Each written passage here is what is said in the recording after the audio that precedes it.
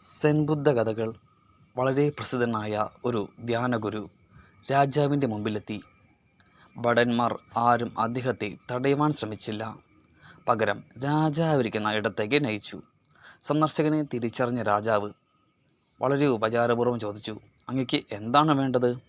ഗുരു പറഞ്ഞു, ഈ സത്രത്തിൽ ഉറങ്ങുവാൻ അല്പം സ്ഥലം കിട്ടുവാൻ ഞാൻ ആഗ്രഹിക്കുന്നു. പക്ഷേ ഇതൊരു സ്ഥലമല്ല, രാജകൊട്ടാരമാണ്. രാജാവ് തിരുത്തി. ഗുരു ചോദിച്ചു, ഞാനൊന്ന് ചോദിച്ചോട്ടെ, താങ്കൾക്ക് മുമ്പ് ഈ കൊട്ടാരം ആരുടേതായിരുന്നു? രാജാവ്, മരിച്ചുപോയ അച്ഛൻ്റെ. ഗുരു, അതിനു മുമ്പ് ഇത് ആരുടേതായിരുന്നു? രാജാവ്, എൻ്റെ മുത്തച്ഛൻ്റെ, അദ്ദേഹം മരിച്ചുപോയി.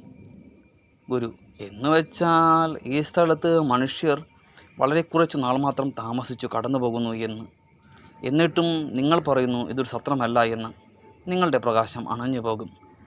സ്കൂളിലെ ഒരു വിദ്യാർത്ഥി ഗാസൻ എന്ന ഗുരുവിൻ്റെ ശിഷ്യനായി തീർന്നു. കുറേ വർഷത്തെ പഠനത്തിന് ശേഷം പിരിഞ്ഞു പോകാൻ തുടങ്ങിയപ്പോൾ ഗാസൻ ഒരു അറിയിപ്പ് കൊടുത്തു.